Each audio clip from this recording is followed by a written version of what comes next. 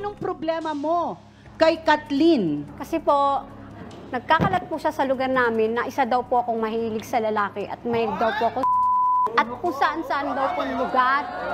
Kung saan-saan lugar daw Paano po. naman niya nasabi ito, Wenang? Kasi po- Paano niya nasabi?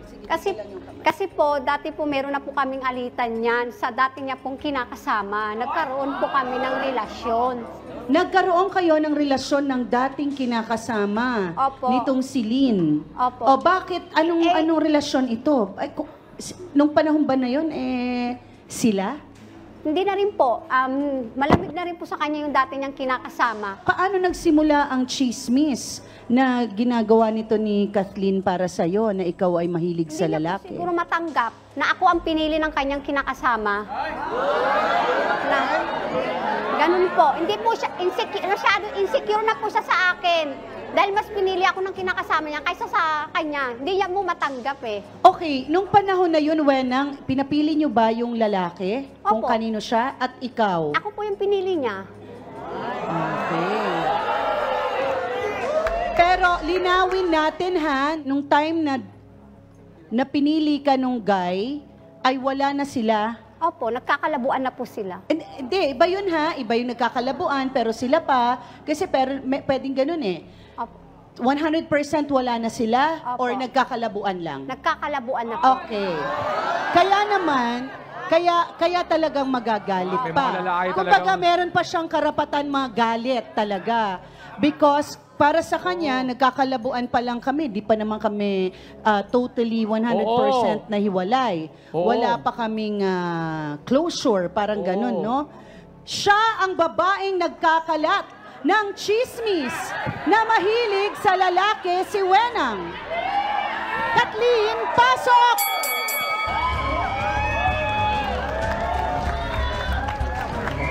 Una po. Ako ba? Kaya kailangan mo hindi mahal na dito. Ikaw na naglandi sa asawa ko. Ang kapal na mukha mo. Tutuwad-tuwad ka ba? Bakit pinipilit mo kayo kung ayaw na sa'yo ng asawa mo? Talaga? Masyado! Talaga? Anong sabi mo? Pinipili ka. Kaya pala kabunla. Ikaw mahal may asawa na kung bago. Ikaw ang kapal ng mukha.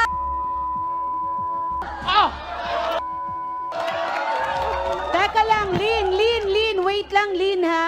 Lynn, totoo bang ipinagkakalat mong mahilig sa lalaki itong si Wenang? Kasi po, totoo. Talaga? Talaga? Ayaw mo lang kasi matangga. Talaga? Okay, teka lang, Wenang, ha? Babalikan kita. Bago mo na asawa ko, marami ka ng lalaki. Ha? Okay, Ano Lynn, mo? eto ay asawa mo, ikaw ba ay kasal? Hindi po. Okay, Live-in partner po. etong kinakasama mo, Opo. hanggang ngayon kayo pa ba? Hindi na po. Okay, so sino ang ipinalit sa'yo? Sa akin po? Siya daw. Sabi niya kanina, siya daw. Pero nakikita ko nandoon sa trabaho niya. Siya ang punta ng punta. Oh? Okay, so may anak ba kayo nito, Lynn? Wala po. Okay, so boyfriend mo lang talaga. Apo. Okay, itong boyfriend mo ay pumasok ba si Wenang ng kayo pa o hindi na? Kami pa ho nun. Okay, nagkakalabuan, Wenang, yung Opo. sinabi mo. Dahil, Lynn, sinabi ni Wenang, siya kasi ang pinili, kaya ikaw ay nanggagalaite. Pinili ho? O ano? Talaga? Pinili ka? Kaya pala pa O, iba-ibang kaya pala, lalaki ikaw ka? lang nagsusumiksik. Ha? Pinili ka? Ikaw lang. Hindi ako Pinipili mo yung nagsusumiksik. sarili mo. Diyos ko, Kahit hanggang ayaw to. na sa'yo. Ako magsusumiksik. Woo! Lynn, tanungin kita, gaano kayo katagal ng boyfriend mo na ito? Ano po? 4 years po. So ano naman ang kwento tungkol dito sa nakita mo sa truck? Na ano po yun, kukuha po ako ng sahod. Okay. Pinapunta po niya ako nun. Kasi talaga po, ako po talaga kumukuha ng sahod. Eto nung kayo pa? Opo. Okay. Kasi po, nag-overtime po siya. Siyempre po, ako po, pupuntahin po niya ako sa trabaho niya para po pag uwi po niya, may sinaing na. Pag kinuha ko yung sahod niya. Ganun po. Hindi, ito po.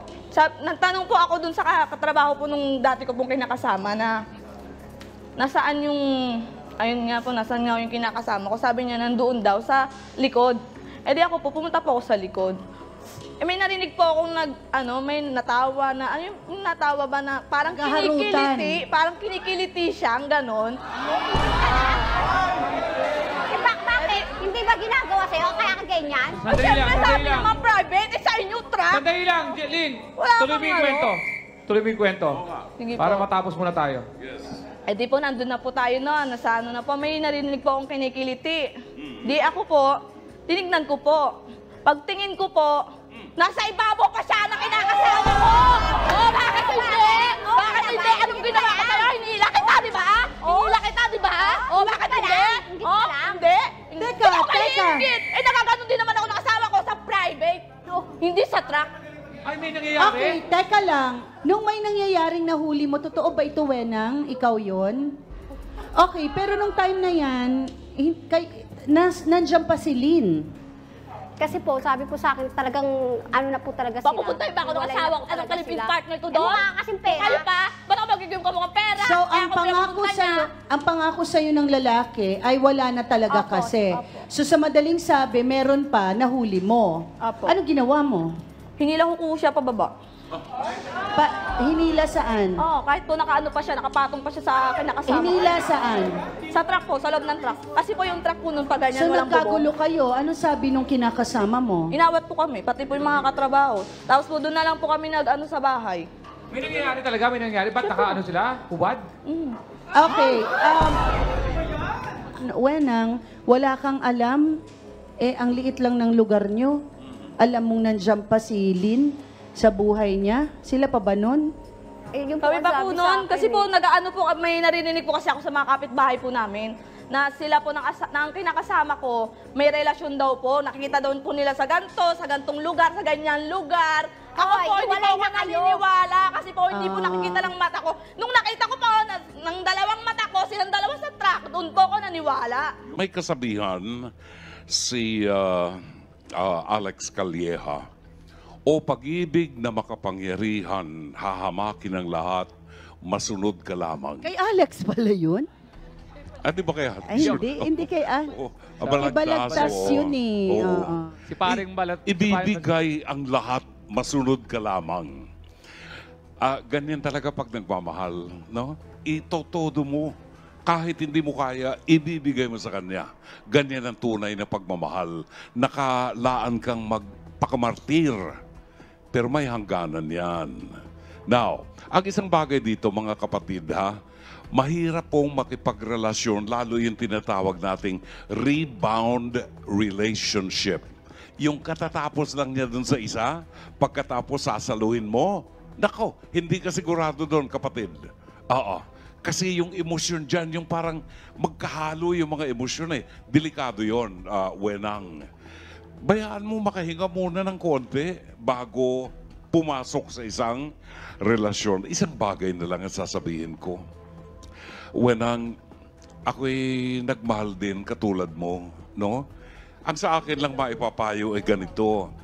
May mga bagay na mga ginagawa ng mga magsusyota na pagpapatunay sa'yo talagang mahal kita, ibibigay ko ang katawan ko sa'yo. Yan. Yan ang nagiging basihan ngayon, lalo ng mga kabataan. Hindi naman lahat, pero maraming ganyan ngayon. So, gumagawa ng mga bagay na pisikal.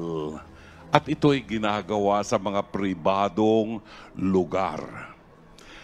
Wenang, sa susunod naman, kung sakaling magkainitan ng katawan, pumili naman ang lugar na pupuntahan. Huwag naman sa truck o huwag naman sa mga public places kagaya ng mga common restroom na baka biglaang may magbukas, mahuhuli sa akto. At pag nahuli sa akto, asahan mo na yan. Ikukwento yan sa buong bayan at kayo ang maaapektuhan. So, anong dapat? Una, respeto sa ating pagkababae.